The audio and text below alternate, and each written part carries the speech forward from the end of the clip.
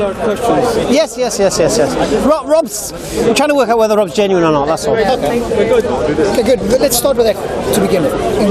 Why are you questioning? In what sense do you mean am I genuine? Well, I don't want that to be the essence of the conversation, but basically, you've been in the park long enough, you've heard the arguments long enough, and yet you haven't changed position.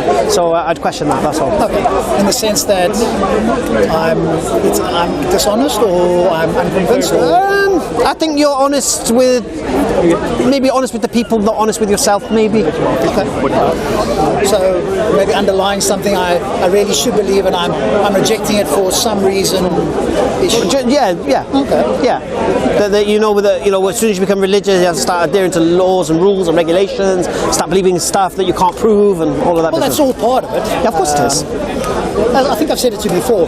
If there was a good argument or evidence, I would change my mind. Even if from my point of view, I went, do you know what?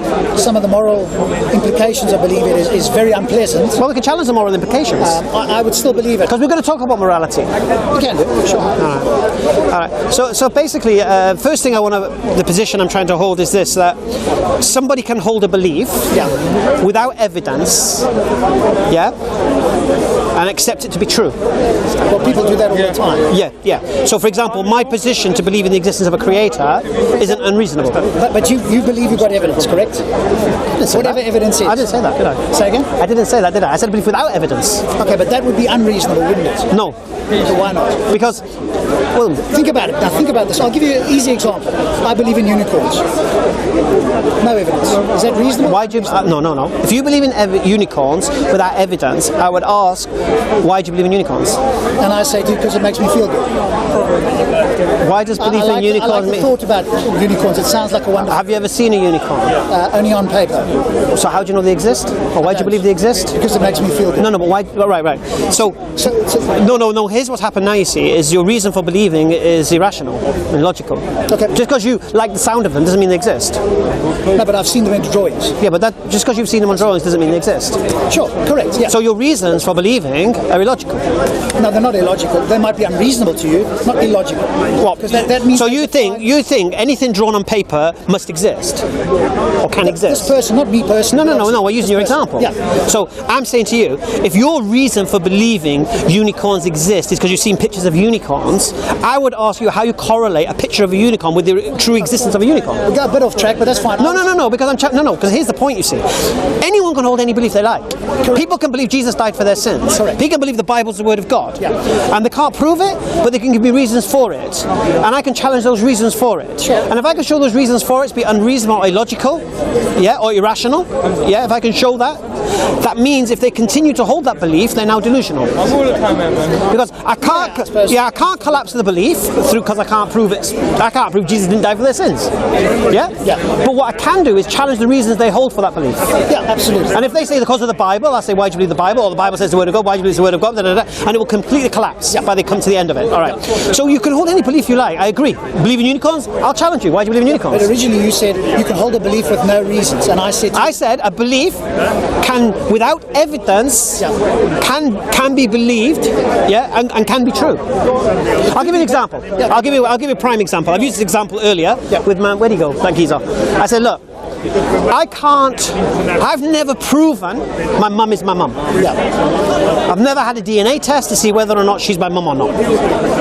But I believe she's my mum. Right? And I have reasons to believe she's my mum. Yeah? So, at the moment, it's only a belief. No, but you got reasons. You said you got reasons. I have reasons. Yes. So, it's a belief still. It's not. I've got no evidence. Got no proof. But reasons can have evidence or not, correct? No, because the only way I can prove she's my mum is a DNA test. Correct. But you've got other reasons. Yeah, but that doesn't prove she's my mum. I can say she looks like me. Well, that's subjective. I can look at the birth certificate, etc. Birth certificate could be forged. Yeah, sure. Yeah, could have been switched. Forget that. I could have been switched to the hospital. She didn't know. For example. Yeah. So what I'm saying is, as it stands right now, I can only believe my mum is my mum. Sure. I can't say I know she is. But you have the opportunity. It is available to you. Okay. But I haven't. No, but that's fine. So as it stands right now, it's only a belief. Yeah. But that can turn to... No, it can do. Now, if I do a DNA test, and she's my mum, that will prove she's my mum. Correct. If I don't do a DNA test, she's still my mum. You will still believe she's your mum, yes? No. The fact will be she's still my mum. What fact? If I do a DNA test and she's my mum, Yeah, now there's a fact. no, there's the evidence for it. Yeah, what is the fact that she's your mum? The reality. But you just said you could have been switched at birth, you might not be a No. So- No, but if I do a DNA test and she's my mum, Yeah. that means if I didn't do the DNA test, it doesn't change the fact she was my mum. I see what you're trying to say. You're trying to say basically that whether even if you didn't do a DNA test, she still could be your mum. No. If I did a DNA test, Yeah. that would prove she's my mum. Yes. If I didn't do a DNA test, that wouldn't change the fact she's still my mum. It wouldn't change the fact. Maybe I couldn't prove it.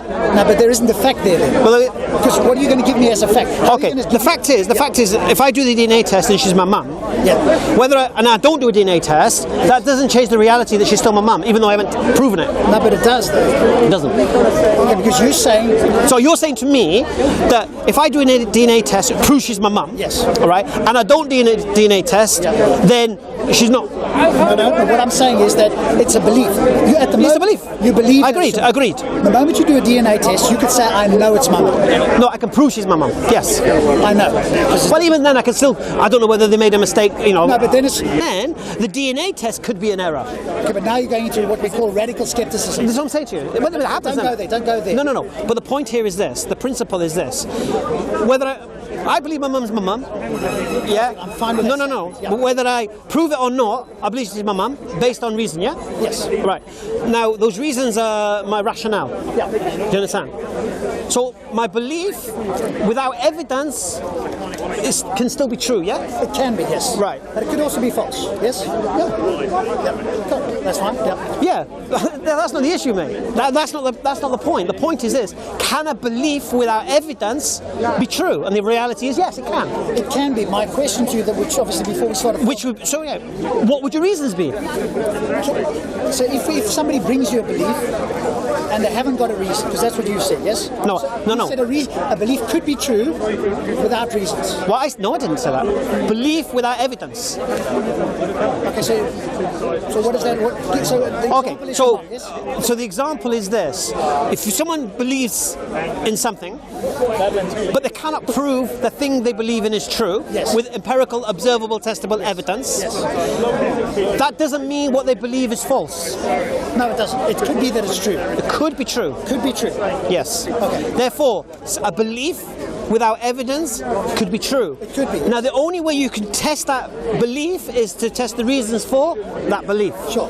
Yeah? Yes. And if those reasons are illogical, you can then say the belief is false.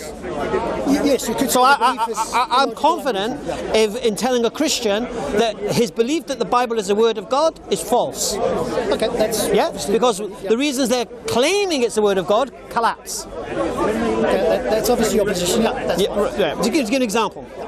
So So that's my stance. Yeah, I believe can be true without evidence. Yes. Right. I want to add one extra thing for you. Sorry? I want to add one extra thing for you to think about, Go on. which is the scale of the claim. So if I say to you, I don't tell you any more information, I say I've got a dog at home. Are you going to believe me or not believe me? I have no reason to. So you could have a dog. That's a reasonable belief claim, Right, go on. even without evidence. If I say I've got an invisible dragon at home that sits in my backyard, what would you say now? I would challenge your belief. Yeah. But more than likely you would go, I don't accept it or I don't believe the dragon. I've no issue with that. So the extra thing you just need to consider is the nature of the claim. Right. As the claim's extraordinariness goes up, so we need to scale our... Yeah. Such as a creator of the universe or an uncaused universe. Correct. Yeah, agreed. So that becomes, the burden of proof is more on you if you're going to present it to everybody else. I can't challenge your belief and go, hey, Hamza, your belief, wrong. You believe what you believe. But if you say to me, Rob, here's what I believe, and I want you to potentially believe it for X, Y, and Z reasons, now I'm going to... Or I can ask you why you don't believe it. You can. The burden is on you, but I'm happy to give reasons. No, the why. burden's on me if I'm going to prove it. If you're going to present it to me as true Yeah, and say, hey, but we just had this discussion earlier, that the tools you use, the naturalistic understanding, which is what you are, isn't it? Use naturalism to understand things, the natural world. Yeah, yes. Right. Certain things, yeah. Now, then, according to what I know, you can correct me if I'm incorrect, science cannot be used to prove or disprove the existence of God. I don't believe so. Okay. No, you can challenge that, I don't mind. Yeah, let's try that. Has God at any stage, as far as you're aware, interacted in the natural world in some form? Caused it. Say again? Caused it. No, but okay, but after the cause. So while humans have been on Earth, has God interacted in the natural world? Yes. Okay. The moment God interacts in the natural world, that's the claims that we can test. So that's the part that I would say we can test. Right. I can't test outside the universe from a naturalistic point of view, but I can test, or we could in principle test, anything where God has intervened. Can you prove God hasn't intervened? No, but that's a negative claim. No, but that's a claim. I can't prove that God. So you wouldn't make that claim, would you? Because it's possible that God has intervened to an Eskimo in the Greenland that nobody else knows about. So Right. I can't No, of course you can't. Of course you can't. So you wouldn't make that claim. I understand that. All right. So what I'm saying to you is this: science only deals with a natural explanation. Yes. Natural reasons. It won't go to the metaphysical. No, but as long as God interacts in the natural world, in principle, we can have a look into that through a scientific. No, but there's no way to test that. Sure, there is. How are you going to test it? So give me an example of something that God's done in the natural world. What sort of interaction has God had in the natural world? All right, let's say causing the flood of Noah. Okay, so do you think that in principle science can test whether that happened? Yeah. Okay. No, can it? Yes. How? Through geological studies, etc. Well, because some people claim that it's the big one in America, that big meandering area in Arizona, Grand Canyon. Some people think that Grand Canyon was caused by the floods. Oh, yeah, but I'm not interested in that. No, but it's a claim. No. But you can't deal with that claim. I'm dealing with my Islamic claim, isn't it? See, we believe as Muslims that the flood is local rather than worldwide. Oh, do you? Okay. Yeah. We don't have this localized to Noah and his region. We don't believe in this idea of a whole world being wiped out. Okay. But in principle, we could test that in some way. I don't see how you could. Through geology, paleontology. What, you can test whether or not there's been a flood and what caused it? No, not necessarily what caused it, but has there been a flood? No, but the whole point is the cause. But you might not always get to a cause. No, but this is the whole point. This is the whole principle. The cause of the event. Okay, so if it's an extraordinary... Let's say there was a worldwide flood, just for example. Yeah. Or not worldwide flood, but a flood in this scenario. How could you prove the cause of that flood was naturalistic or not? If your model is only geared up to deal with the natural world, you can only accept a natural explanation anyway. Okay, so I would ask you questions to ascertain, is this something that could be supernatural? In other words, your local flood, how tall was the water from... No, you just asked, has God interfered in the natural world? Yes. And I've said, yes, for the flood. Yes. Right. But you cannot prove either way. Because your model, your tool you're using only accepts natural explanations. But it doesn't consider metaphysical explanations. But it could. But it doesn't. It could. But it doesn't. Because science is built on a natural explanation. But God intervening in the world becomes a natural... No, but that's the point. But if you look at a flood, you're never even going to contemplate God did it. Why? Because you're only looking for a natural way it could have occurred. Not necessarily. I'll give you an example. So your flood, if we could measure in some way that the flood reached the top of... I mean, you can't measure in some way. How are you going to measure that? I'm giving it to you in principle. So by rock... No, but let's deal with the realities, because we're dealing with realities here. We're dealing with what's happened, yeah? So you asked me, has God interfered, as in, has he done this thing? And I said, yes. So you don't have the tools to determine how such a flood occurred. You don't have the tools. But of course we do. We've got the scientific method. What your claim is, you are... But your scientific method does not take the metaphysical into account. But as soon as the metaphysical dips his finger into the... No, but you won't even consider a metaphysical dip in a finger. Now you're talking about philosophical naturalism. That's not my position. I'm a methodological naturalist, which means if there was overwhelming evidence that in fact Well, there is no evidence that a finger dipped in. In principle, Hansa. Just differentiate between practice and principle. In principle, if the water levels, if we could demonstrate in some way, I know you're going to say, oh, we can't. If in some way we could demonstrate, for example, that Noah's Ark was on top of the buildings. Now I'm going, okay, what's the most reasonable explanation here? Could it have been a flood in that area or a global flood? Right. That's a reasonable. Now I have to postulate that. I can't say, it's impossible. Right. That's all I'm saying. So methodological naturalism says it's possible that a God can intervene. I'm not saying it's impossible. So your model, your tool does allow for the metaphysical.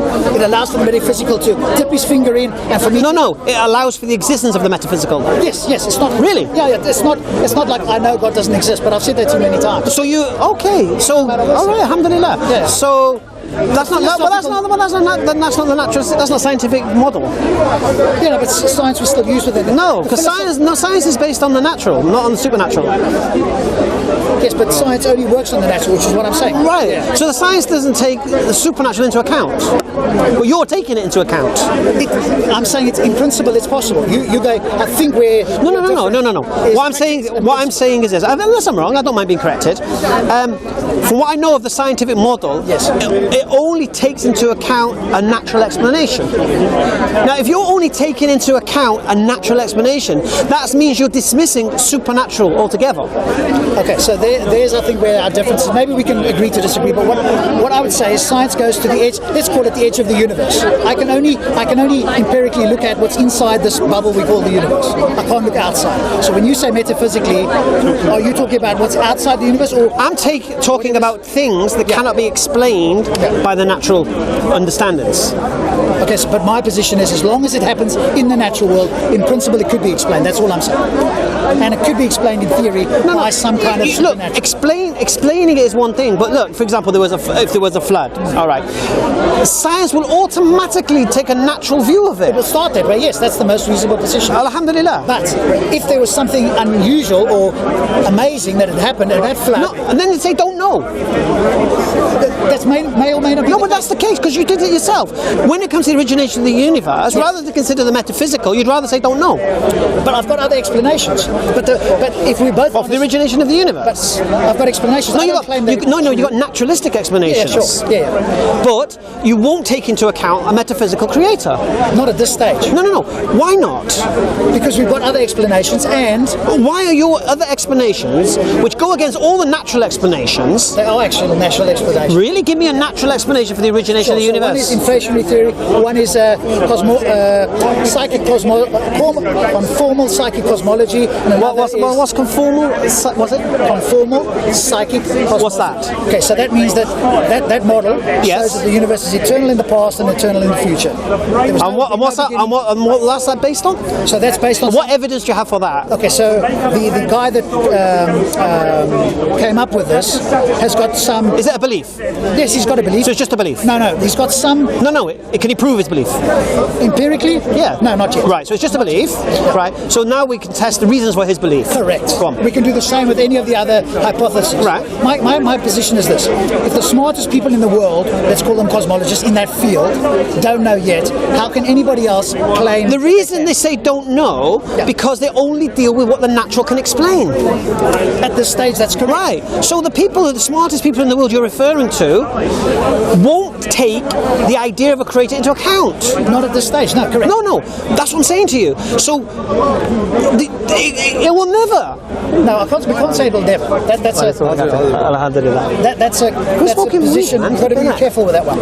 Can't say never. No. But we're living in the now, isn't it? Sure. So what you believe now is based on the now, isn't it? Sure. So right now, the position you're holding is ignoring the metaphysical for a don't know, isn't it? When you say ignoring, no, I wouldn't say that. See, I'll see how I am. See, I don't know of anything. I was having a conversation with the old man, and I had to switch it a little bit because he goes, nothing begins to exist. So I've had to conform this. All right. Nothing changes form, without cause, yes? Within our universe, yes. From what we know. Yes, correct. Based on what we know. Yes. So, and the universe changed form. Okay, that we don't know for sure. We don't know. We don't know. What about you? What do you believe? Okay, so at this moment in time, believer. I will say You're a believer. Do you believe the inflationary model seems to be the most plausible. So do you believe the universe changed form? From a singularity to what we have? Depends what you mean by change form. Change form from one thing to another. If it rearranges change particles, then probably yes. That Right, would be right. a way of thinking about it. Right. And can anything happen without? Can that happen without a cause? Not in that model, no. But there are other models. No, anything you know of. No, nothing that we know. So you don't know of it, right? So you don't know of anything that changes form to something else without a cause, yeah? At this moment in time, yes. And I would caution. But we're living in this moment in time. Yeah, but I would caution you with two things. Go on. One is our intuition and our knowledge is extremely limited, the very small and the very big. So at quantum mechanical level, things happen that are not. And the same at the universe. So we've got to be careful not to extrapolate what happens here outside. No. What we're going to do is very, very simple. We have to ask the question, do we know of anything that changes form into something else without a cause to do so? Not within this universe. Right. We don't know of anything then, yeah? In this universe. Right.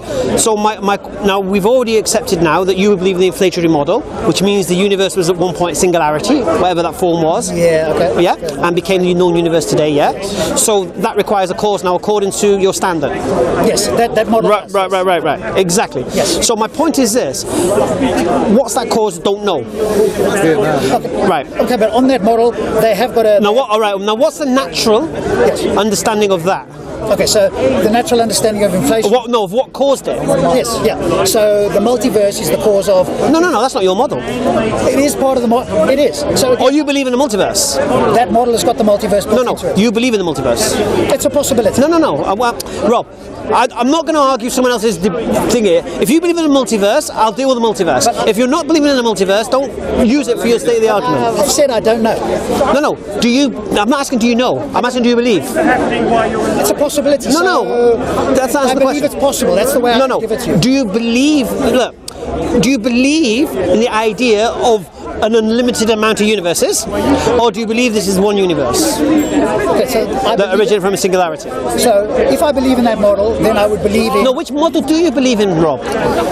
Hamza, you keep asking me the same thing. I've said to you, nobody knows for sure. No, but you have a model you're following. You've asked Look. me... No, I'm not following a model. I'm saying to you, this is the most plausible one that I've heard. Right. That's all I'm saying. Right. So, according to your... You want to say something, you keep wanting to do I'll tell you something. who got instead of smart. He's not going to win. I'll win. No, he's very smart. If you want, after him. Sure, after him. Let me finish with it. Yeah, no problem, brother. You can step in, I don't mind. If you have knowledge of cosmology and all that business, feel free. I'm a scientist. Oh, Allahu Akbar. Good. I've also got a scientist friend as well, so it'll be good for the two of you to debate. No. We'll bring the scientists in a minute, yeah? When I run out of science, I'll bring you in, my brother. I've got my buddy as well. It's not They bring Phil, he's here, yeah, I've seen him. Not today. Was he here today? Yeah, but I had a discussion with Phil, and Phil's agreeing with me. What does he agree with?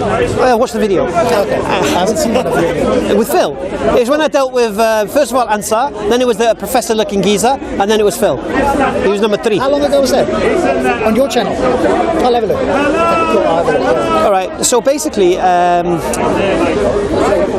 so what we're saying is this. I can only deal with what you believe, isn't it? Because we deal with your belief here. But I've said to you I don't know. No. I know you said you don't know because you're only taking naturalistic explanations. But yet you've also conceded that the universe, if it follows a model that you think is most plausible, it requires a cause. Yes. But you don't know what that cause is. So the model predicts that the cause would be the multiverse. Right. So if I believe that model and it had a beginning, in the sense... Well, no, because there are people who believe in that model but don't believe in the multiverse. Okay, but there's very few of those. So, Really? Yeah, because we went to go and interview them. Does Stephen Hawking's believe? No, that's... No, but I have to. No, but- Because you talked earlier about the greatest minds of science and whatever. Okay, but don't go with Hawking's.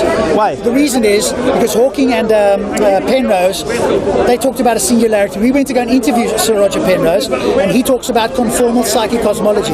That model has no singularity. It doesn't have a beginning. I didn't say Penrose, I said Hawkins. Yeah, but they did that. They did the study together. So this was the discussion I had with... Leave Hawking. No, but I'm just asking the questions here. Sure, I'll ask you and I'll tell you. So you concede the universe requires a cause, isn't it? On that model, it has a version of a cause. Yes, Right. But the natural explanation is a multiverse, yeah? yes, that's what they're driven to. Is there another one? For that model, I don't think so. Not What's the camera, bro? Camera's better. Camera. that one, I'm not aware of another cause. So no. Right. And do you believe in the multiverse? To say, do I believe in it? That question is difficult for me to answer because I would say if inflationary theory is true, then yes, I would believe believe in the No, but do you believe in a multiverse? I don't know. I mean, I know you keep asking me. I don't know whether that's true. If that model, which is plausible, had a beginning, then the multiverse... No, but then I would... See, look, if you don't believe in the multiverse, don't be afraid to say so. No, but that's part of the model. Right, I'm not asking to prove it, I'm just asking, do you believe it? Okay, for the And the word belief is synonymous with, do you accept it? Are you convinced by it? Do you trust it? Do you have faith in it? And if you don't, just say you don't. things, I'm not sure, but for the sake of the argument, I'll say I believe in it. Because it's I don't want you to agree because it suits you what you're trying to prove. I want to know, you know what I said about honesty? Yeah. I want you to be honest here. Of course. I don't come here to be dishonest. No. But the point here is this: you kind of indicate and have implied now that you don't really believe in M theory. You kind of implied that, and now you're saying I'll accept it because it. Well, I'm not an expert because in theory. So no. But look, you've implied you don't accept it. You don't believe it. what is M theory? What do you understand? Multiverse idea about these bubbles, universe exploding, contracting, and all that business. Yeah. No, but I'm saying that's the. That's the. No, yeah. But do you accept that model then? I'll accept that part of it. I don't want you to accept it just for the sake of an argument, you see. I'm not interested in that. Okay, so I'm talking to Rob here. I'm not talking to somebody who's... Do you understand? I want to know what you personally believe. What's your social condition and what's brought you to this... Because you know why? You can't prove what you believe. Yeah, agreed? Sure. Right. So you have reasons to believe what you believe. So... That's why I asked about the M theory, the multiverse idea. Do you believe that? If you believe that... I believe it's plausible. What more can I say to you? You want to push that a bit more than that? I'm not sure what more than that. That's a plausible explanation. Is it the only naturalistic explanation? No. What's the other natural explanation for the cause of the universe then? Okay, so the other one is that it's eternal in the past and the future, and the other one is... Do you believe that? That's a possibility. No, do you believe that? I don't know which one. No, I'm asking what you know. I'm asking what you believe. I don't know what I believe about... Can it be eternal? All right, let's make it easy for you. Can you be eternal in the past, eternal in the future, and have multiverse? No, those two are contradictory. Contradictory. Yes. So if so they're both what? So if you accept that, you can't accept that. So whichever model's true, if we find... I'm not asking what model's true. There will be a... You don't know what's true. You can't prove it. Each model has its own explanation. Right. Yeah. So what I'm saying is this: which model do you believe to be true? I'm asking you to prove what you believe. I'm just asking you which one you believe.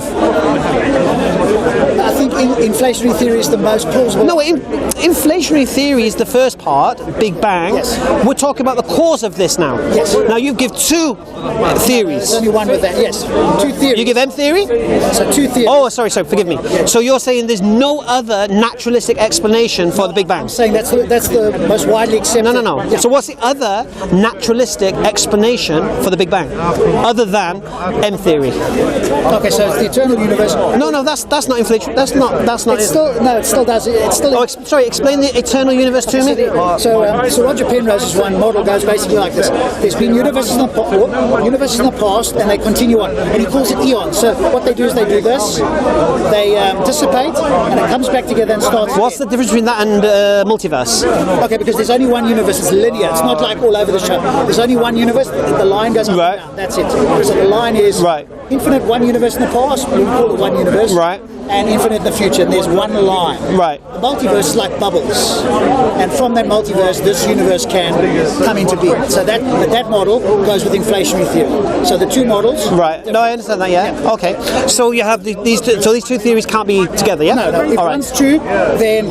So which one do you believe to be true? At the moment, the inflationary theory is more likely, more plausible. There's more data that points in that direction. Like I thought they're both inflationary. You just said. You said they're both inflationary. No, one is called inflationary theory. The other is called CCC theory. So what's CCC? That's conformal psychic cosmology. That's the linear. That's the linear one. Yes. So and you lean towards the M theory. The inflationary theory is what I call. Why? Because inflationary theory has more observational data and mathematics that make it plausible. Not guaranteed, but plausible. Give me an example. The microwave background, negative gravity, gravitational. And how does that differ from the other one? How's it different? How's it different from CCC? Okay, because the very early, getting technical, I'm not an expert. No, because look, you're pinning your beliefs to this. There's a reason for it. Yeah. There's reasons why you lean towards one than the other. Yeah. So for you to do that, you need to obviously kind of understand what they're saying and why you think one is more plausible than the I won't other. be able to give you the deep mathematics. I need Phil to do that. But the observations that point to that direction explain how the universe came around so far seem to be the best. That's the reason. So they're any more naturalistic explanations? And then there's God's model, which allows the universe to create itself in a time loop. We interviewed him on Friday, Tuesday. What? So the universe caused itself? Yeah. Now, to everybody standing here, go, that's impossible. No. I'm just asking. Yeah. I would never say it's impossible. I would ask, why would you believe that? It's another model. Is there anything that causes itself that you know of? Not in our universe, but outside our universe, that's a model that. So there's an right. Yeah. So there's an uncaused cause. In a sense, yes, yeah. And it's like in a circle. He showed this diagram with at the beginning part, there's like this little circle, and then the universe is branched off from that. Right. So there's uncaused cause. There'll be a video out. So let's just clarify something here then. So all of these models are just beliefs without evidence, yeah? There's some evidence that points towards them, but nothing conclusive. No. Alhamdulillah. Yeah. Now, I use I'm not afraid to look at something outside of the natural explanation. Yeah? Because I don't know of anything that can come into existence or change form without a cause. So if I look at the universe and it looks like it came into existence, it's not always existed, then it requires a cause which you accept, but the difference is the cause of that, yeah? Now, I believe the cause needs to be uncaused. Yes. Yeah? So if we have an uncaused cause of the universe, yeah, then the question is that cause of the universe conscious of what? I know we've had this discussion before, and I don't really want to go there again. Anyway, is it a conscious cause, or is it like a mechanical cause? And I explain these definitions to you. Yeah, I'm not that familiar with mechanical, but there's probably another technical term for it, but basically, by conscious I mean, it's not by conscious I mean it decides when to effect its course, cause its effect, should I say? So there is another explanation, and Carlo is walking around, has studied this, and he feels very strongly that there is another option, almost like a God, except it has no will, it's not an agent. No. Okay. Yeah. Okay. Yeah. So here's what I'm saying to you is, so the question is now, do you believe this uncaused cause is conscious or mechanical? I.e., did it cause its effect when it chose to cause its effect? Are you talking about your version of the cause, yours. Oh, my one. No, it didn't choose. No. There's no will in There's there. no conscious. No, there's not conscious. Right. No will. No. So basically, its effect is equal to it. No. It generates universes randomly. If we speak to Carlo, he will explain it to you. It generates. No, but can generate. No, you can't say it can. You say you believe it can. Yeah. Believe it can generate. You believe that. Yeah. You don't believe that though. But that's a model. Again, remember these are all models. No, but I'm interested in your model. Yeah. So inflationary theory. Yeah. In fact, that's a good point. Inflationary theory predicts the multiverse, but another option could be exactly this: the quantum vacuum, right? Which can bring a universe into existence, right? When you say uncaused, it'll bring it into existence. Doesn't require mind, and it happens randomly because of the quantum fluctuations. Right. And so it's how it can happen. Yeah. So again, all these are just for me is multiverse of the gaps in my experience. Sure. Anyway, from what I can see. So basically, where you can't explain something, you create a theory that could be true or not. Okay, but here's the difference. Go on. Here's the crucial difference. Go on. We can, and hopefully will, falsify the theories, because only one can be true. So what do cosmologists do? They go, here's a lot of data that shows us something happened. Now, what's possible? And they put together mathematical, and they try and match it with observational data, and they go, okay, so here's but again, you fell into the trap, because whoever does that is only going to look at the natural explanations. But that's the place to start, isn't it? Do you think that we should start? Is it reasonable to start with a supernatural explanation? Before we've No. I would look at the natural explanations, and then I would look at something. Is there something outside of our scope that could be the cause? Okay, but why would you do that? Why? Yeah. Because there's nothing really conclusive with regards what you're saying. And the second point I would go to then is this is just the cause of the universe. I'm talking about how the universe became what it is. I'm talking about species. I'm talking about all of these things. The design within everything. Yeah. So you Parent design. Yeah. see. Well, you would say design. I'd say parent design. Yeah. Well, if you can explain to me how evolution that you believe, I've always wanted to ask this question. I'm going to ask it. Yeah, I'll do my best to answer. Okay, the leafcutter ant. Okay, I've heard of it. Right. Do you understand how the leafcutter ant works? No, not specific. All right. Because don't forget, it's based on what evolution? Survival of the fittest. Yeah. So. Ants require altruism to exist. Okay, I'll take your word for it. I don't know that. Well, ants need to work together to exist as a colony. Yes, yeah. They can't exist singular. Yeah. So, what is the mechanism that tell ants to come together as a colony, right? And I'll explain the leafcutter ant, and if you can explain this through evolutionary understanding, all right. The leafcutter ant, it cuts leaves. You've seen them, isn't it? On the thing, he's carrying the leaf in their mandibles. Yes. Yeah. All right. Now, they can't eat those leaves. Right? They can't eat those leaves. So why are they cutting these leaves? They can't eat them. They take them to their nest, and at the front of their nest there's what's called a dormant ant within the same species of ants, right? And it basically blocks the entrance to the hole with its head. So when they come with the leaf, it will move out the way, and the worker ants will come out and they'll take the leaves. Now remember, they can't eat these leaves, so what are they doing? These leaves get dragged into the nest, where they get taken to another ant from the same species, where it chews up the leaf. Now it has a special zinc or something in its jaw, and it turns the leaf into like a mush. Then the worker ants come, they take the mush, they go to a chamber within the nest, which is not too hot, not too cold, which is a perfect temperature, and they spread this mush on the floor. And then what happens is a fungus grows on top of this mush, and then they harvest the fungus and they feed their young with it. Okay, that's quite intricate, yeah. So, subhanallah. Now the question is this: how does evolutionary survival of the fittest explain that?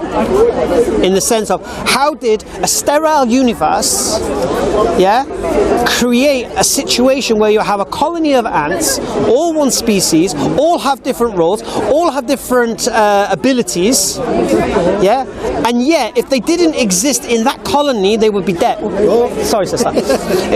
They'd be dead. Yeah. Because why? If there's no one cutting the leaves, if there's no dormant ant, they get raided. If there's no one chewing up the leaf, all right. How would you explain that? I'll have to look that up. That's an interesting story about how the ants come. I'll go look that up and see. Well, what's the current explanation? I'll give you a counterexample, if I may. Well, not a counter. You're going to give me the snowflake or something. No. Ice cube or something. There's another interesting one with these Sorry, sister. Japanese not bees. What the biggest stinging thing? Hornets. Hornets. These big Japanese hornets. The jeweled one. Yeah, have you seen them? They're huge. They're about this big. They go into colonies, and 20 of them can decimate a colony of 100 million bees. They just because they're impenetrable. When they came to Europe, they were decimating colonies everywhere. The ants couldn't, the bees couldn't survive. In Japan, they can. How did they do it? When this wasp comes to the hornet comes to the nest, they surround the hornet and they start beating their wings and moving at high speed. And they generate heat, and they actually kill this thing through heat. And I was reading a little bit about this, and that's the evolutionary evolvement of these bees. No, that's different. You see, okay. You see, these ants had to have this job from the word go. That's how they survived. An ant on its own couldn't survive. Okay. The whole colony survives by each doing its job within that colony. Now the question is this: how from a sterile universe do you get this colony of ants, all with their jobs, all with their unique abilities, from nothing? When you say from nothing, I mean, From a sterile universe. yeah, but obviously the universe isn't sterile, is it? Oh, you say the universe contained life before it exploded? Not before it exploded, but once it No, exploded, once it exploded, there's the potential for life. no. That means there was no life before it exploded, yes? So when it inflated, you mean there was no life? No. Before it inflated, there was no life. After it inflated, life appeared. Correct, yeah. From where? From the interaction of the particles. Do you know that the reason... No, life, we're talking about life here. Yes, I'm saying to you. So from the interaction of particles. Do you know Go on. that you and I couldn't be here except for stars exploding? If the universe expanded and there were no stars, we wouldn't be here. Did you know? I don't know that, but the point is... So Right. what I'm saying is that the universe has the potential, and obviously has in our case, given rise to what we call life. There might be other forms of life out there we don't know about. They've even picked up potential life on one of the moons around Saturn. This Cassini spacecraft picked it up. Okay. We're saying The reason they do this, there could be life on Mars, because they sense water. correct. Yeah, and then water, then life can form in water. Correct. Oh, not even water. This isn't water. No, but they use water. Alright. Now we know in Islam that we're told in the Quran how everything is created from water. So we know that anyway. But the point here is this: how? You mean the actual mechanism? Yeah, Not sure. we don't know. I don't know that Right. we as humans... See, don't know. I personally cannot see. This is my own belief. Sure. How a universe from a singularity that can explode the way you claim, inflate the way you say it, then all of a sudden life starts appearing and everything seems to know what it's doing, organized. I don't get that. I mean, I'll give you another example of a species surviving. Yeah. Have you heard of I think it's a jeweled hornet? Have you heard of That's the this? same one that I was talking about. No. What this one does, it hunts cockroaches. Yeah? It hunts cockroaches. And what the first thing it does, it cuts their antennae, which reduces their flight reflex. Yeah? So the cockroach then becomes immobilized. They then paralyze it and drag it to their nest. They then put it in their nest, and this cockroach now cannot move. It doesn't have the ability to run. It's done. And then this jeweled hornet, or jeweled wasp I think it's called actually, lays its eggs in this cockroach. Yes. And then it goes out, fills in the burrow, and leaves. When the babies hatch, they start to eat the cockroach. But the way they eat the cockroach is in a way that will keep the cockroach alive the longest. So they won't go for its, the essential organs or whatever is that a cockroach is. Yeah, they will know how to take a cockroach apart without killing it quickly. Without killing it quickly. Now, how did that happen? Because if they didn't have that ability, the cockroach would die straight away. The young wouldn't be able to survive. Yeah, because the cockroach will start to rot. Okay, but it's possible they could have evolved another mechanism. So that's just one. No. I'm just giving examples. Yeah. And then the other one I'm interested in is the spider. There's a spider has two web mechanisms. Did you know that? It has one web. It casts to catch flies, and it has another web. It casts when it wants to metamorphose into something, to get bigger or whatever, shed its skin or whatever, and it's not sticky and whatever. All right. This particular wasp, nasty these wasps, right? It lays its eggs in the spider. It paralyzes it first. It then mind controls the spider and tells the spider to spin the web that it uses itself to metamorphose or to grow, and then the young of the wasp cocoon in this thing, and the spider protects them until they hatch. Is the spider still alive? And it can move? Or? The spider's fine. The spider's been mind controlled. Gotcha. Yeah, it's been injected with something that tells it to spin the web to house the. They're in its body and they hatch. Not in its body. Oh, just in the web. Gotcha. And then the spider protects those cocoons because it's its web. Then obviously when the wasp hatch, they kill the spider. Yeah. But the point here is this again. I personally cannot understand how this could happen accidentally, which you believe. believe. No, well, not accidental. Well, it is accidental. No. Was it meant to happen this way? No, but remember, evolution is not about accidental. It's about Was it deliberate? random mutations and say again. Was it deliberate? No, it would have been influenced by its environment. So essentially, No, but it has to be influenced from it has to happen from day one, or it can't survive. what do you mean from day one? Because that's how it survive. That's how it does it. Yeah, but things evolve over millions of years, don't they? It's not like it happened like overnight. It's a long process. But your back to your biggest No, but I'm just saying, I'm just trying to understand. These are my reasons for the idea that this cause of the universe is bigger than just some random accidental event. I believe the universe is deliberate. Yes, I know. But that's the big claim. That's the claim really to look at. And this is not a personal thing. It's just called an argument from ignorance. When you said, I can't think of anything, that means, well, I've exhausted what I understand. Does that mean that the explanation is still out there? No. Yes, What it means is I believe the most plausible explanation. Okay, but you're basing... And I'm taking in the naturalistic. Yeah, but you're basing it on a very small knowledge of I'm basically, first of all, I've based it on I don't believe anything that changes its form can do so without a cause. I'm basing it on that. Okay, but that's within the universe. From what we know. Yes. So, therefore, I'm not going to do no special pleading and say there must be something outside the universe we don't know that can do that. But you do say that. No, I don't. Well, it's God. No. I believe what I understand God to be is the uncaused cause. Yes. And I believe that the uncaused cause requires consciousness. Can I say, sorry. them examples that you both gave, The atheist is going to bash me now. Come in closer because otherwise I can't hear you and I can't hear you. Come closer. can I just say, them couple of examples you both give about these ants and these wasps and things, aren't they amazing? And to go on your point, if I was able to give you an explanation, like a computer program that showed you of like very simple things, following very simple laws to achieve a very complex outcome, would then you start believing in evolution? What do you mean? Do you believe evolution is proven? No, I'd say... No, but first of all, do you believe evolution is proven? I think it's a brilliant idea. No, I didn't ask about your ideas. And I think it's got a lot of... I didn't ask about your subjective opinion. I said you believe it's proven. Yes. Which model? Like I say, if you get... No, which model of evolution is proven? simple things... No, which model? Yeah, 6 models.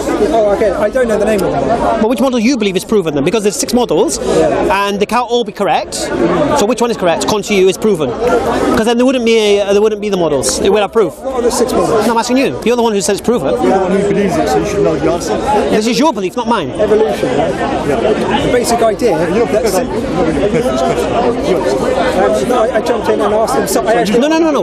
What I'm saying to you is this: you jumped in on something with basic knowledge, and no disrespect. I don't want to just pummel you like smacking a puppy, but you cannot come in and say something's proven when I show you the 6 models of it, and you don't know which version you believe is proven. See, proven means there shouldn't be 6 models. There should be 1 model. Agreed or no?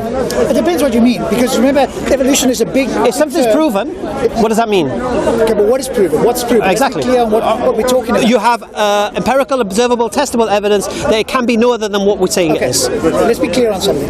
When we use the word evolution, that's like cosmology. We equate the word evolution with cosmology as an analogy that encompasses a lot of stuff. Evolutionary biologists are Do you believe? about things within. Do you believe it's proven? The modern theory of evolution, Proven. as far as I can see, it is Give me one example of it. transitional forms. No, give me evidence. Genetics. I want evidence. What do you? I want evidence of something, that empirical, observable, and testable that can change its form. Okay, so if I provide one or show you one, would that satisfy you? I could accept your model as Go plausible. and have a look. No, And before we get too carried away, I as a Muslim have no issue with adaptation, yeah? Do you accept that, yeah? So I'm curious as to why Muslims, because I see Sabur was one of them. Some Muslims now are claiming we accept evolution 99%. The only thing we don't accept is that humans evolved. Okay. But everything else. First thing, I can't defend Sabur. I don't know what he said. Okay. But what I'm saying to you is this: adaptation through survival of the fittest. Yeah. I have no issue with it. It doesn't. If species evolved over millions of years, I believe a species can adapt to its environment. can it evolve? I don't believe a species can become a separate species. Yeah, but that's a key, I don't think I believe that's that. a key part of evolution. Yeah. Is that proven? Can you give me one example of a species becoming another species? So we can show you the transitional forms. No. You're just going to show me bones and tell me what it is. You're not going to prove it, are you? Okay, but that's not good enough for you. No. If all the evolutionary biologists, paleontologists can show you that here was one Show me animal, what? Here was one animal, here was another one, and here's something that looks like both of them. No. That not You have to prove to me that that animal became that animal. What sort of proof would Any animals that are in transition form at the moment? what proof would suffice for you? Because you're saying proof. I don't think there is any proof, mate. Unless you can show me something now, that is, or something that you know of that has been observed. Okay, but that's not how evolution works, is it? No. Of course it isn't. That's why you can't prove it.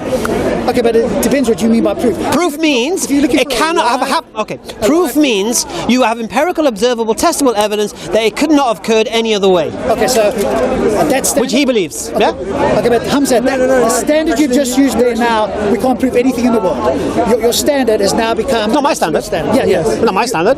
Science doesn't work like that. Really? No. Give me an example of proof according to scientific model then. Okay, so proof of a scientific theory would be something like evolution. Another scientific theory would No. be What is proof according to science? A large amount of evidence pointing in the direction. Is it not observable, testable evidence? Yes, but you added an extra criteria. What did I You add? said it has to be proven as it has to be absolutely true. No. Then what did they mention absolutely true?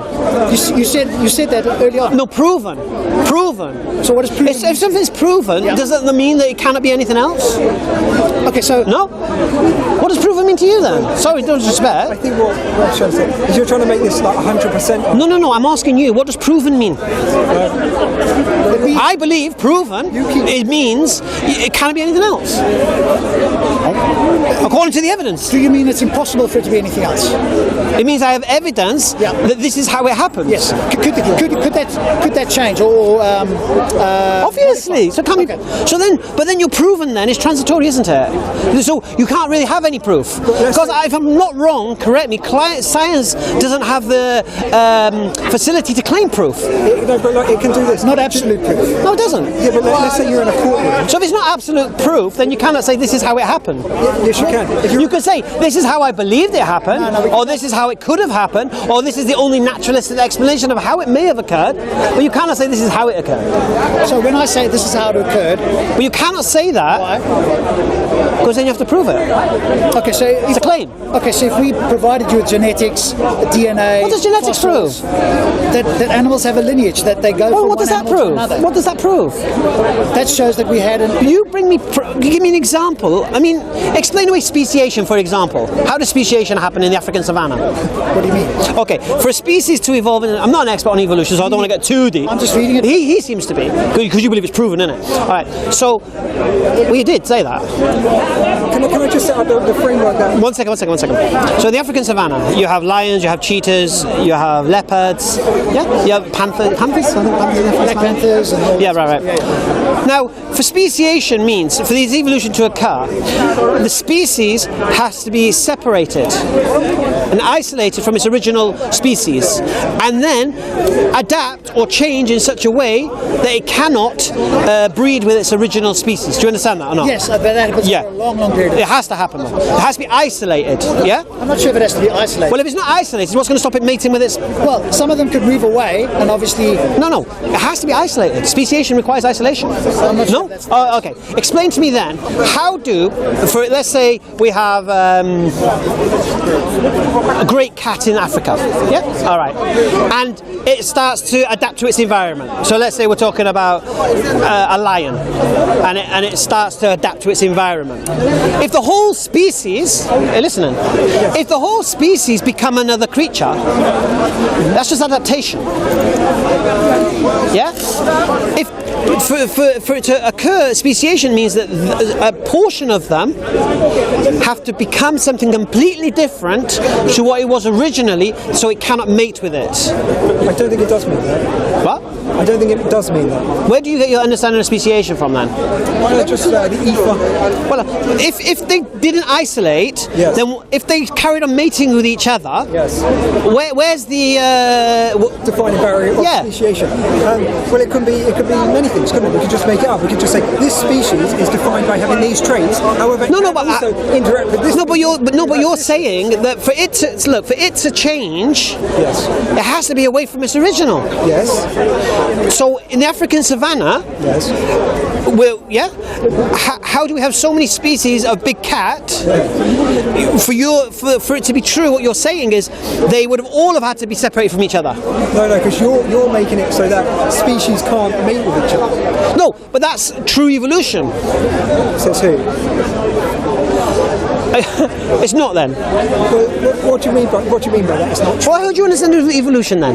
Did you say why don't I? No, how do you understand it? Well, how I understand it, simple things undergo simple processes to create a complex outcome. What's the difference between evolution and adaptation? No, adaptation is a subpart of evolution. Right, so they react to their environments. Yes. Right? So if they're reacting to their environments and they're all in the same environment, why are they all reacting differently? Because some of them exploit different resources, different ways of surviving. But they're in the same place. Yeah, but that place has very complex. And they're all the same species. So how can you have distinct lions, distinct panthers, distinct cheetahs, distinct leopards? Yeah? It means there needs to have been a separation from the original species for that to occur separately. Yeah? Well, actually, let's say there was. Otherwise, how are you going to get all these defined species within the same I area? was going to show you. Let's say you had like two different types of berries, but one type of herder, the cattle of the berry, and then the very strong cattle eat the very nutritious berry. The weak ones eat the other ones. Over time, the weak. Sorry, two cattles, No. One whole cattle group, cattle group, species of cattle, right? And there's two types of berry. two types of berry, One is nutritious, one is half nutritious. right. So the cattle that eat the nutritious one do what? They're the strong ones. So the strong ones eat the good berries. Right, And then some of the one cattle would eat some of that berry, the other berry. Yeah? right. Then some of them would change so that berry could be consumed. Or they'll just die. No, but like I said, it goes over millions of years, doesn't it? So it's very subtle things over millions of. Right. So what would happen over millions of years with these cattle?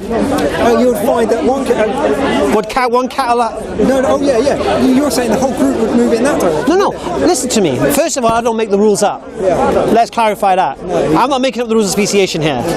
I'm explaining the models here. And for one species, and correct me if I'm wrong, do research please, because I'm not an expert in evolution. I wish the Boer was here, man.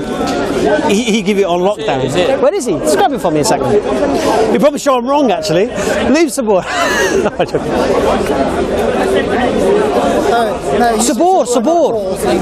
Sabor. What do you know about speciation? What do you know about speciation and evolution? Evolution? Yeah, we're talking about evolution. We're talking about speciation, and I'm saying. I know the meaning of the word, but I'm not a scientist. I know, that's why I needed Sabur. If I was talking to a Christian about the Bible, Paul's a man. It's your accent, brother. Sabur. Okay, so let's go. Let's move on. Anyway, yeah, let's move on. All right, don't worry. Your whole point was here's- don't see any evidence for evolution. No. And if I provide you with a No. transitional fossil, I say to you again, I don't believe you have proof for evolution. Yeah? If you bring me fossil remains and say this was this and now this is this, I would ask you, how can you prove that? okay, but you also said that you have no problem with Adaptation. the majority of I have no problem with adaptation. I have no problem with Darwin's finches, for example. Or what happened in, I found it very interesting on the Shetland Isles. Because I just visited my mum recently. And did you know the Shetland Isles used to be part of Antarctica? Oh, okay. Covered in ice. Right. And then when it came to, and you know the distance between Shetland, this is some information there. The difference between Shetland Isles and the Arctic, the North Pole, is the same as Alaska and some other place. But because of Between the two of them. the distance to it, Oh, okay. Yeah. but because of the Gulf Stream, the warm sea, it cools the land. So what happened there in the Shetland Isles It came covered in ice. Ice melted. Yeah. So it broke away, I guess, or moved away. Yeah, broke away. The ice melted, and then what happened? Spiders floated in the wind, and seeds came off the. And each island had it was like basically they called it. It was like the Galapagos of the north kind of thing. Yeah, quite interesting. Now I have no issue with that. See, I believe Allah in His wisdom allows for that. I don't believe the Creator of the heavens and earth couldn't have that facility. That the creatures He created could learn to adapt in their environments and adapt to the environments and the change within the environment. There was that one case about the elephants in Africa where they were getting hunted for their tusks, and then all of a sudden the babies started being born without tusks, for example. So they were no longer hunted. Now I don't believe an evolutionary mechanism, unconscious cause, some kind of said, you know what, make sure these babies don't have tusks so they won't be hunted. Why would you not believe that? What mechanism is there for that? So that would be evolutionary pressure, because obviously they're getting hunted, and so they would know the reason. They would know. It's not like they will physically. No, I'm trying to understand this principle. So you're saying that, I mean, if this is what you believe, it's what you believe. So you're saying the elephants somehow, if what you claim is true, is that they were hunted for their tusks, then over a period of time they stopped having tusks. So the hunters wouldn't come. Yeah. What's your claim? That God? No, I have no issue. No. I'm just giving an example. Right. The naturalistic explanation is what? There would be evolutionary pressure, because otherwise they become extinct. Right. So the tusks are no longer needed, and therefore. And there's no intelligence behind that. When you say intelligence, there would be a biological. What biological? So basically, you're saying the biological makeup of the elephant would know it's being hunted for its tusks. In a sense, it's called teleonomic. In a sense, teleonomic is what we call that sort of. So just to repeat that, change. The biological makeup of the elephant will know it's being hunted for its tusks. Yeah, but you use the word no. It's like a conscious action. It's not a conscious. No, of course, it's subconscious, unconscious. Like a biological action. So it's a biological action. It's like the finches. It's like the finches, isn't it? You accept that the finches changed their beaks and did whatever they. No, because that was to survive. Yeah. They realised they needed longer beaks or whatever it is. But to actually remove something because it's being hunted, I find that harder to understand. What's that word you used? Teleonomic. Does that mean, let's say, 10 elephants were born, one of them happened to have no tusks, so therefore. And that one survived and the others didn't. So it's more likely to give birth to elephants that don't have tusks. Yeah, exactly. Or their tusks are shorter and they get shorter over time. And that same elephant. But then we can also ask, why do elephants have tusks? Can they survive without tusks? So that's why the framework. Wouldn't the elephants with tusks survive longer than the ones without tusks? Well, not if they're being hunted, clearly. By the sounds of it. No, we're talking about in their environment. But then under the framework, you say stuff like evolutionary pressures and the gathering of resources are the things that dictate tusk length and trunk length and all these sort of things. The thing is, Hamza, the bigger point about all of this is that there are some smart Muslims, and I think Sabur is one of them, that believes in evolution. About 99% is what I thought I heard him on a video say. Maybe. And the only thing that virtually every theist will say is that humans weren't created. So everything else, they're happy with speciation, changing over millions of years. They accept all of that. What they don't accept is obviously humans evolving from a common ancestor. That part they go, no. God had to at some point in that process. But see, here's the thing. All right, and this goes deeper then into our beliefs, isn't it? Because if we believe in an uncaused cause, and I believe that cause is conscious, I don't believe it's accidental. I don't think this universe is accidental. No, I know that. Yeah, all right. So because and that's not unreasonable for you to hold that belief. In your view, do you think it's unreasonable for me to hold that belief? Yeah. Why? Because there's no good reason. So we've got naturalistic explanations. No. Your natural explanation, you say naturalistic explanation, which doesn't conform to anything we know of. Give me an example. You talk. Well, I'll go back to the beginning, and I believe the universe had an uncaused cause. Okay, so, because I know you've spoken about it before, and when you talk about it, what you need to be on the same playing field is some kind of scientific hypothesis for a God. If you can do that, now you're on the same playing field. Now, no. At the moment, I'll say it again to you. Cosmologists do not deal with the metaphysical. They don't even take it into account. Do you think it's possible that you could come up with a hypothesis that could point towards a God? Okay. Can I say it again? Going from the beginning. No, just that question. All right, I'll say it again to you. We've agreed I can't prove there's a God, yeah? That's a separate question. All right. So I bring up a hypothesis that there's an uncaused cause. Yes. That's false. Because now people will pay attention to it. If there was some mechanism that you could go, X, Y, and Z happened, here's some kind calculation, and this. No. Okay, but So you think it's more reasonable Yes. to believe in something else that's unproven? there's a difference between unproven and evidence pointing in that direction. I think that's the key point. Do you think? No. For me, the evidence pointing in that direction is I don't know of anything that changes its form without a cause. Yeah, but that's a philosophical. That's a philosophical. No, claim that's just you my no. That's me looking at the world I know, looking at everything that exists, looking at the things that come into existence, knowing that it requires something behind it to cause its effect. That's what I believe. I wish you could come on some cosmological interviews and have a little bit more. You probably still go away going, oh, the biggest thing I hear is people go, oh, they haven't proven it, therefore I don't want to even entertain it. This is what you're missing, you see. Your mind to different No. things. Here's the thing, you see. My reasons are bigger than just a subjective opinion like yours, all right? I believed in the idea of a creator because of when I looked at the world and around me, and I believe this couldn't have happened. That's my own belief, right?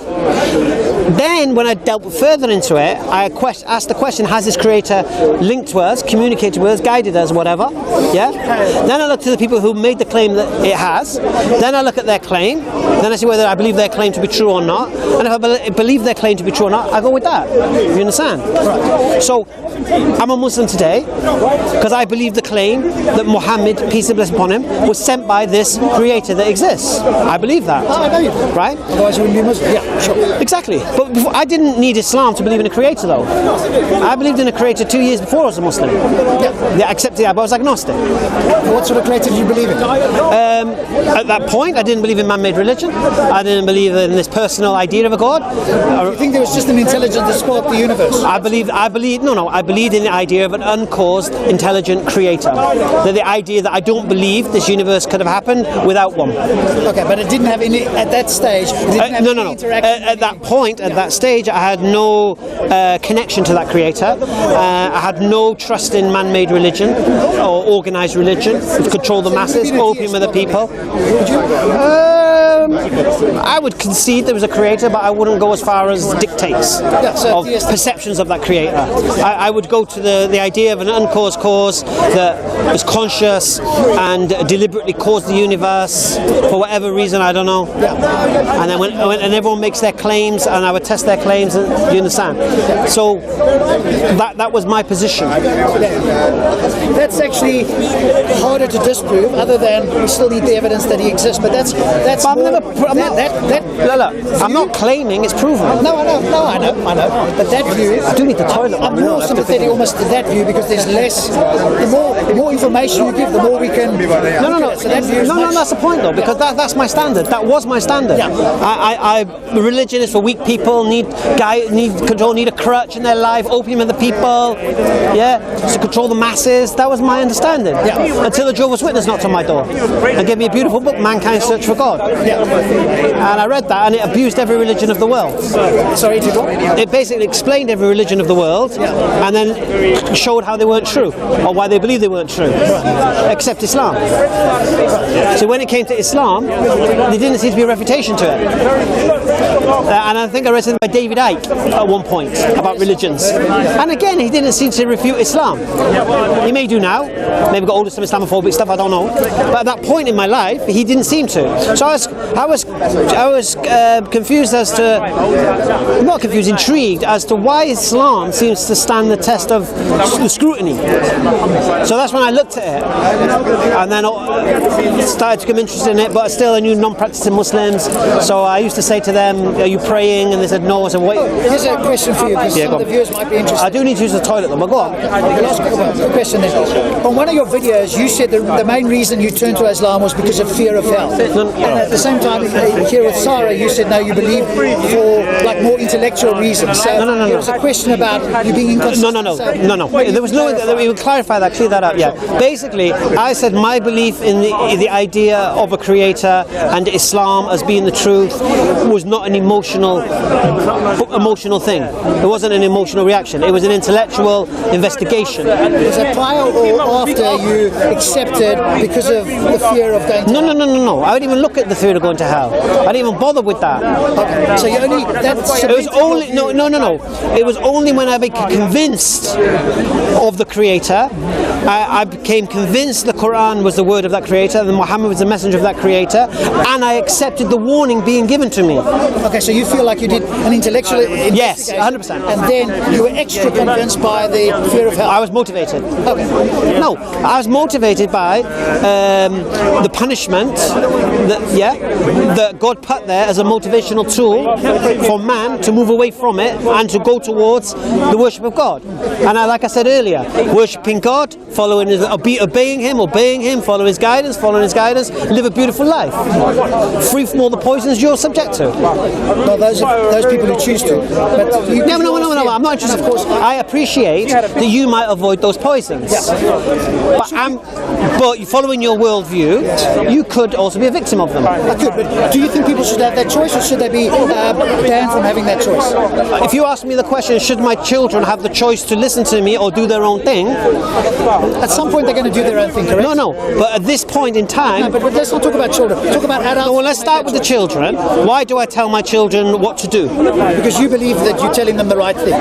We all do. No. I do it for their benefit. That's what you... Yeah. Right. We all say the same thing. Right. Yeah. They might not comprehend why I'm telling them something, but the reality is, it's for their benefit. So, prime example, tidy your room. Yes. They might not understand it, and I'll say, look, if you don't tidy the room, you're not going out. If you tidy your room, I'll take you to the cinema.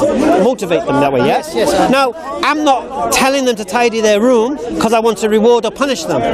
I'm telling them to tidy their room because it's for their benefit. Because if their room becomes messy and untidy and dirty, they might end up with mice and flies and whatever. Now, they might not comprehend the consequences of having an untidy room, yeah? But I can comprehend it. Yes. So they need my guidance because they don't know, right? Yeah. They can't comprehend. So my next question comes, who guides me? Who tells me the things I can't comprehend? Who tells me what's good for me? Who tells me what's bad for me? Can you not work that out for yourself? How can I? Why can't you? Okay. You've got critical faculties, you can look at the world. I look at the world. Okay. I'll give you an example. I look at the world. Yes. I look at alcohol. Yes. I see people having a good time. Yes. My government tell me you can drink it. Yeah. So is that a good thing? Okay, so if I brought you an article next time we speak that says that one glass of wine a day is actually good for you or better for you than having no alcohol, what would I say? What would you say to that? I would say that in Islam, the Quran says about even though there's benefit in alcohol, the harm is greater. Okay, but if I brought you... Just move just slightly over here. Come over here, we won't hear a thing. There's a lot of space over there. Come on. We just won't hear a damn thing. Trying to prove a point. You want to go to... Oh, yes. Yeah. So but if you say that to me, I already know that. okay, do you know that there's a scientific study that shows that one glass of wine is beneficial? But I just said to you, the Quran says the same. But what you said in the Quran, if I understood you correctly, is that there can be benefits and detriments, and detriments outweigh. It says even if there is benefit in it, the harm is greater. Okay, but what I'm saying to you is that the potential scientific study is that there's benefits outweigh the harm of it. And if that were true, and I could bring that and present that to you, unfortunately, you can't. Why not?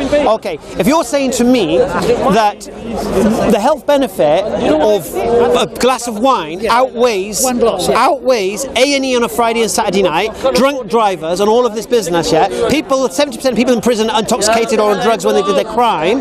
If you're saying it outweighs that, I challenge that. Okay, but remember what I said? I said one glass of wine a night. No, one glass of wine a night. So you're not going to have to one glass. No. Let's just say None of the detriments you've talked about are applicable with one glass of wine. No, for me they're not. No. Find somebody who... The point here is this: if you can get people to stick to one glass of wine a night, as you say, and you can guarantee that, you may have a point, but you can't. No, but that's a different thing. No. Because if you go to alcoholics, they did it. It's not enough. Go to an alcoholic and ask them when you started drinking, how much did you drink? And I guarantee it wasn't more than one glass a night. Probably less. Okay, but that's not the point. No, the point is this: it's poison, and it can cause damage on a massive scale within any society. The whole scientific claim is it's not poison if taken in moderation. No, but the point here is this: society will not be told what to do. Why? Because for example, what's your moral anchor? What do you mean by that? All right, what do you use as a standard to determine what is right and what is wrong? No. What is your standard? The well-being of conscious creatures. So the well-being of No. What is your standard? What do you go to? What do you look at? So methodological naturalism and the scientific method. Right. So what is your standard? No. I'm asking you, what is your moral anchor? What is it you can go to and say to him, you're wrong because of this? Okay, good. So the reason I could go to him and say it's wrong is because what I consider the yardstick is the well-being of conscious well-being of conscious creatures, the worst possible misery for everybody. Right. And we can move on and continue. All right. Okay. So you're saying now, so according to your yardstick, alcohol should be completely eradicated in society? No, but that's yes. But I've just said to you that the scientific, if the study is true, that one glass of wine will actually be more healthy for you than having no glass of wine. Just one glass. Forget about if. So you're saying having one glass of wine is healthier than not drinking one? Say again? So it's healthier. Correct. Yes. Yeah. So if I right. Now that's a study. That's a potential study. And I'll say to you again, as I've said, the Quran tells me that, but I know it won't stop at one glass of wine with everybody. Okay, but there's a difference. And once you allow it in society, you will have drunk drivers, and you will have A&E on a Friday and Saturday night collapsing the NHS, without a doubt. Okay, but you're putting together two different things. No. What we're doing is this. You're trying to give me the practical answer. No, you're giving me the benefits of alcohol. He's talking about the whole. You're talking about. Yeah, you're giving me the benefit of alcohol, and I'm telling you no. All right. So let's do your study. You tell me the benefit of alcohol, and I'll tell you the destruction alcohol causes, and then we'll see if society is better with or without it. Okay. Remember what the question was there? One glass of wine. Yeah. A night. Yeah. So you're saying 7 glasses of wine a week. One glass of wine a night. Yeah. Right. And you're apparently has benefits, heart benefits. Right. Yes. So you're saying that you think in a society everyone should only drink 1 glass of wine a night? No, that's what you're saying. Healthy. Yes. That's your moral standard. If they were true, I would have to. So according to you, anyone who drinks more than 1 glass of wine is wrong. That would be more. That would be start to go on the detrimental side. Right. Because it's based on studies. So that's right. And do you believe alcohol is addictive or not? For some people, yes, sure. You know, so even it's addictive. Everybody, no. Right. I used to drink. I stopped drinking entirely, and I knew when I had a couple of glasses of wine or beer, and I go, what feelings? But I know there's people who aren't. But that's not the question. Have you ever had a bereavement? Yeah. And you never drink to see? Look. No. Really? No. Because I didn't really like the taste. See, here's the thing, you see, Rob, and this is what you've got to understand. You've got to stop being so selfish. All right. You need a standard that can benefit and support everyone. Okay, I think it's so some people have addictive personalities and can't stop at 1 glass, and you allow them 1 glass, you don't know where it's going to go. Now the problem with you might be strong in what you do.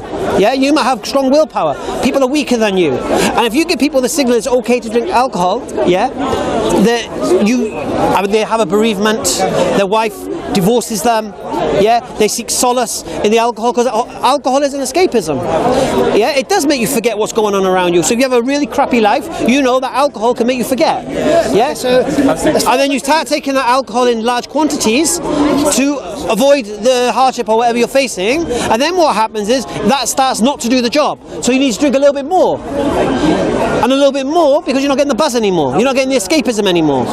Okay, so you're talking to a man who worked in Falaraki and Zakynthos, Greek islands. Yeah, I've seen the devastation alcohol causes. Yeah, I've worked in a pub as a teetotal on Christmas Eve, watching the place descending. Alcohol is poison within society. Yeah, go to any A&E on a Friday and Saturday night and tell me what alcohol is doing to a society. Okay, so.